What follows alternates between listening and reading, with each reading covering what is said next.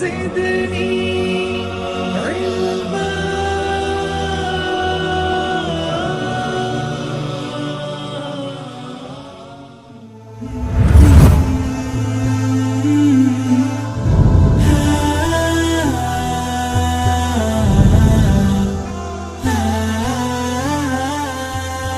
الحمد لله رب العالمين والعاقبة للمتقين والصلاة والسلام على أشرف الأنبياء والمرسلين نبينا محمد وعلى آله وأصحابه أجمعين، أما بعد. قال الله تبارك وتعالى في القرآن المجيد: فأعوذ بالله السميع العليم من الشيطان الرجيم من همزه ونفخه ونفثه. بسم اللہ الرحمن الرحیم. اللہ کے نام سے شروع کرتا ہوں جو بہت بڑا مہربان اور نہایت رحم کرنے والا ہے. عن ابن عباس رضی اللہ عنہما قال: كان النبي صلى الله عليه وسلم لا يعرف فصل السورة حتى تنزل عليه بسم الله الرحمن الرحيم، وهذا لفظ ابن السرح، رواہ ابو داود. حضرت عبداللہ بن عباس رضی اللہ عنہما کہتے ہیں کہ نبی اکرم صلی اللہ علیہ وسلم سورت کی حد و انتہا کو نہیں جان پاتے تھے جب تک کہ بسم اللہ الرحمن الرحیم آپ پر نہ اتر جاتی. یہ ابن سرح کی روایت کے الفاظ ہیں. صحیح ابو داود کتاب الصلاح، حدیث نمبر 788. رسول اللہ صلی اللہ علیہ وسلم کا انداز قرات. صحیح بخاری میں ہے کہ حضرت انس رضی اللہ عنہ سے سوال کیا گیا کہ رسول اللہ صلی اللہ علیہ وسلم کی قرات کس طرح تھی.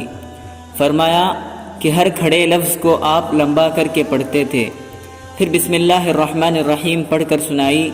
بسم اللہ پر مد کیا، الرحمن پر مد کیا، الرحیم پر مد کیا.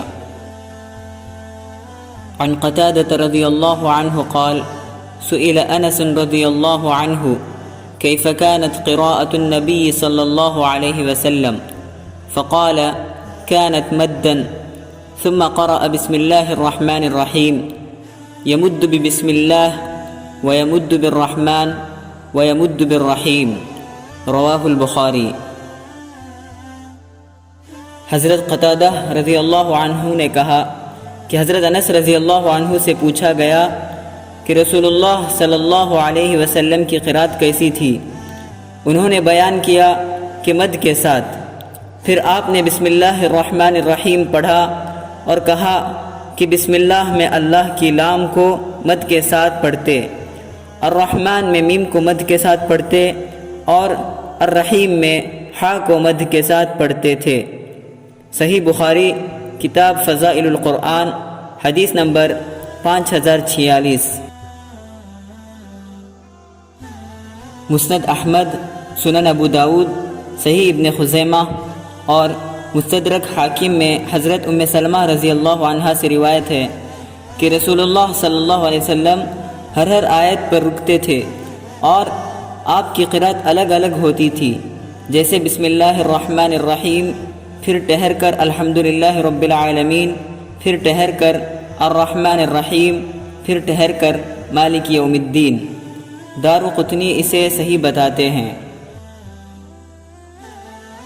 عن ام سلمة رضی اللہ عنہا انہا ذکرت او کلمة غیرها قراءة رسول اللہ صلی اللہ علیہ وسلم بسم اللہ الرحمن الرحیم الحمدللہ رب العالمین الرحمن الرحیم مالک یوم الدین یقطع قراءته آیة آیة، رواہ ابو داود. حضرت ام المؤمنین ام سلمہ رضی اللہ عنہا سے روایت ہے کہ انہوں نے ذکر کیا یا اس کے علاوہ راوی نے کوئی اور کلمہ کہا کہ رسول اللہ صلی اللہ علیہ وسلم کی قرات یوں ہوتی: بسم اللہ الرحمن الرحیم الحمدللہ رب العالمین الرحمن الرحیم مالک یوم الدین. آپ ہر آیت الگ الگ پڑھتے تھے، ایک آیت کو دوسری آیت میں ملاتے نہیں تھے. سنن ابو داود کتاب الحروف والقراءت، حدیث نمبر 4001۔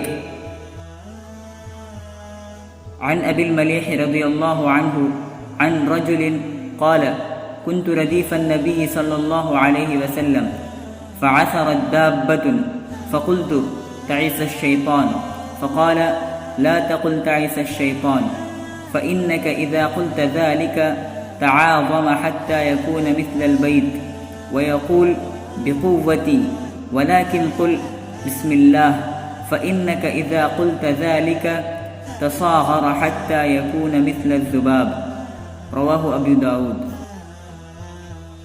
حضرت ابو الملیح رضی اللہ عنہ ایک شخص سے روایت کرتے ہیں کہ اس نے کہا، میں نبی اکرم صلی اللہ علیہ وسلم کے پیچھے سوار تھا کہ آپ کی سواری پھسل گئی۔ میں نے کہا شیطان مرے، تو آپ نے فرمایا یوں نہ کہو کہ شیطان مرے، اس لیے کہ جب تم ایسا کہو گے تو وہ پھول کر گھر کے برابر ہو جائے گا اور کہے گا میرے زور و قوت کا اس نے اعتراف کر لیا، بلکہ یوں کہو اللہ کے نام سے، اس لیے کہ جب تم یہ کہو گے تو پچک کر اتنا چھوٹا ہو جائے گا جیسے مکھی۔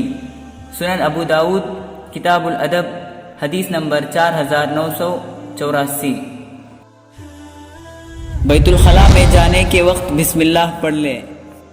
عن علی رضی اللہ عنہ قال قال رسول اللہ صلی اللہ علیہ وسلم ستر ما بین الجن وعورات بنی آدم اذا دخل الکنیف ان یقول بسم اللہ، رواہ ابن ماجہ۔ حضرت علی رضی اللہ عنہ کہتے ہیں کہ رسول اللہ صلی اللہ علیہ وسلم نے فرمایا، جنوں اور بنی آدم یعنی انسانوں کی شرمگاہوں کے درمیان پردہ یہ ہے کہ جب کوئی شخص پاخانہ میں داخل ہو تو بسم اللہ کہے۔ سنن ابن ماجہ کتاب الطہارہ، حدیث نمبر 397۔ حدیث میں یہ بھی ہے کہ وضو کے وقت بھی بسم اللہ پڑھ لے۔ عن ابی ہریرہ رضی اللہ عنہ قال قال رسول اللہ صلی اللہ علیہ وسلم لا صلاة لمن لا وضوء له ولا وضوء لمن لم يذكر اسم اللہ علیہ، رواہ ابن ماجہ۔ حضرت ابو ہریرہ رضی اللہ عنہ کہتے ہیں کہ رسول اللہ صلی اللہ علیہ وسلم نے فرمایا، جس کا وضو نہیں اس کی نماز نہیں، اور جس نے بسم اللہ نہیں کہا اس کا وضو نہیں ہوا۔ سنن ابن ماجہ کتاب الطہارہ، حدیث نمبر 399۔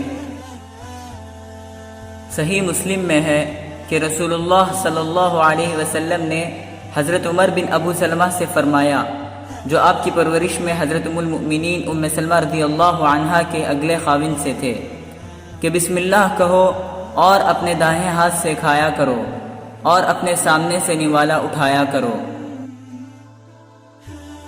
عن عمر بن ابی سلمة رضی اللہ عنہ یقول كنت غلاما في حجر رسول الله صلى الله عليه وسلم وكانت يدي تطيش في الصحفة، فقال لي رسول الله صلى الله عليه وسلم يا غلام سم الله وكل بيمينك وكل مما يليك، فما زالت تلك طعمتي بعد، رواہ البخاری۔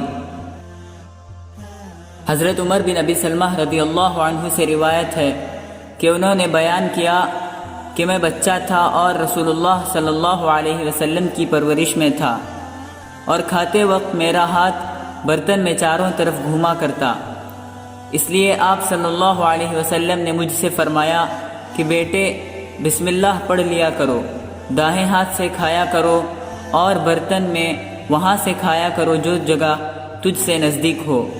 چنانچہ اس کے بعد میں ہمیشہ اسی ہدایت کے مطابق کھاتا رہا۔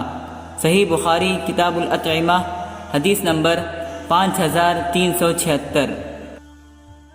کھڑا ہونا ہو، بیٹھنا ہو، کھانا ہو، پینا ہو، قرآن کا پڑھنا ہو، وضو اور نماز وغیرہ ہو، ان سب کے شروع میں برکت حاصل کرنے کے لیے، امداد چاہنے کے لیے اور قبولیت کے لیے اللہ تعالیٰ کا نام لینا مشروع ہے۔ واللہ اعلم۔ وآخر دعوانا ان الحمد للہ رب العالمین۔